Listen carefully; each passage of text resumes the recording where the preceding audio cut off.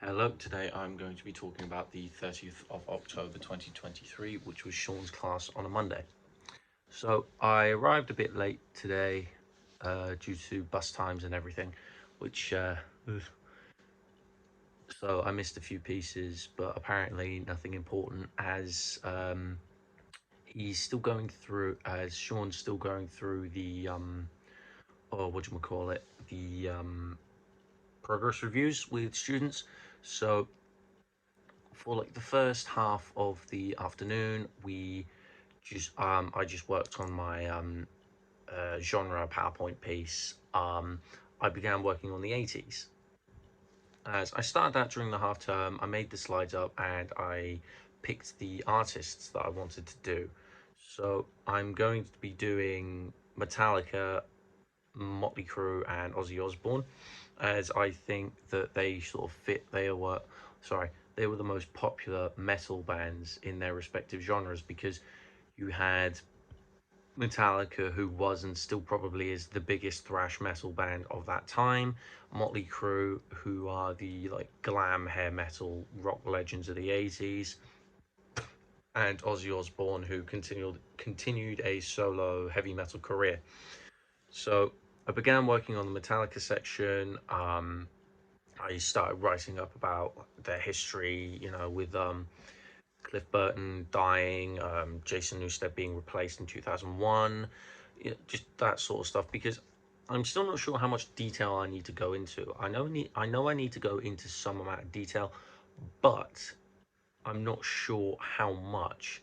So I'm probably just gonna go over the key points and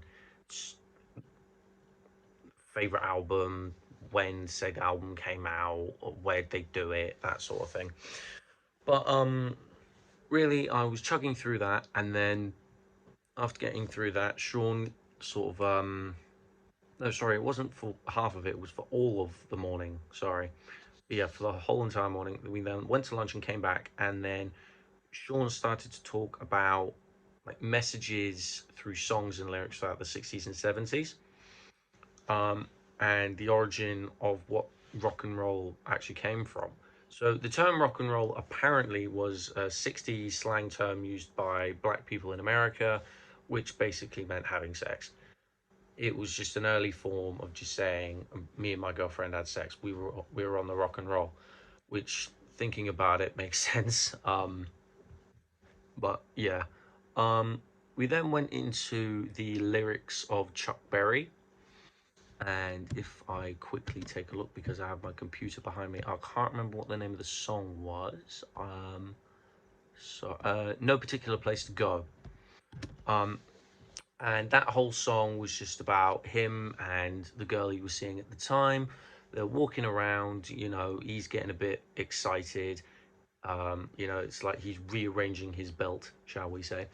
Um, and he's getting a bit frustrated because he's trying to get with the girl, yet she doesn't get the hint. And he's just like, well, I've got all the time in the world, I've got no particular place to go, which is a lot dirtier than what I thought the song was. But if you listen to the lyrics, you can sort of understand it. um, Another one of these songs was Good Golly Miss Molly by Little Richard. um, and that one is just about a girl who likes having sex. One of the like, Good Golly Miss Molly sure like to ball. um, One of the lyrics, she likes doing it. Um, what was the other one?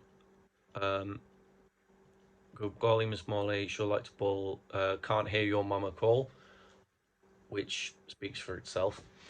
So really, it just went like the '60s sort of stuff with Chuck Berry and Little Richard were it was sex appeal, because sex sells. But obviously, during the time period, they can't exactly make the songs that they do now, because that would just be an uproar. So they sort of had to subtly hide it, I guess, poetic rhetoric or just rhetorical writing to sort of underline and hide what they're actually saying. But if you read the lyrics, you'd understand. Apart from that, we also spoke about how Little Richard was the first open homosexual performer, And being black and homosexual in 1960s America was probably the worst combination you could get, really. Just so, but all power to him, I guess. I mean, he's not now. He's a reformed Christian, so he's very anti-gay, which is ironic, I think, about considering he was one of the first openly gay performers in musical history. And now he hates gay people, or he hated gay people. He died, so is what it is. And just sort of because of this, America made, and because of the Beatles, America made their own uh, white man version, the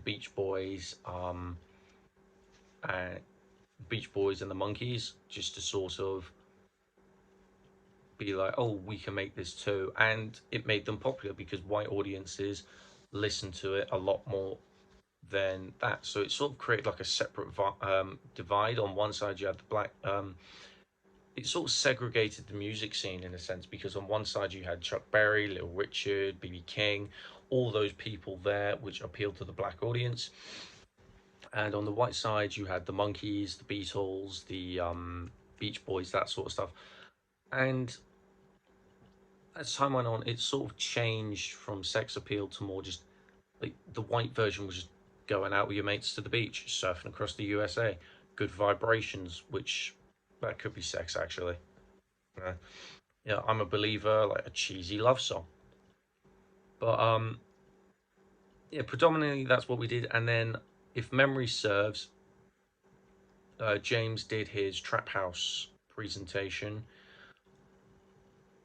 um, which I can't remember a lot about because he didn't exactly go into it with a decent amount of detail. He played a few songs, but he never said the name, and he was cracking jokes the whole time. But not trap house. Was it trap house? No, house music. I think it was called trap house, but I can't. It was something along those lines.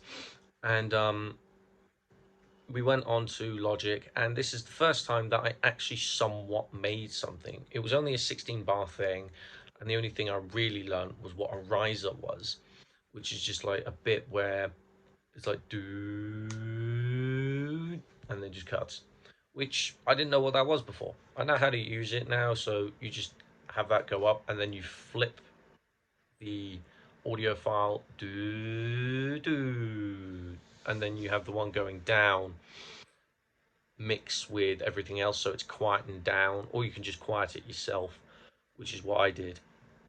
But overall, today was a productive day.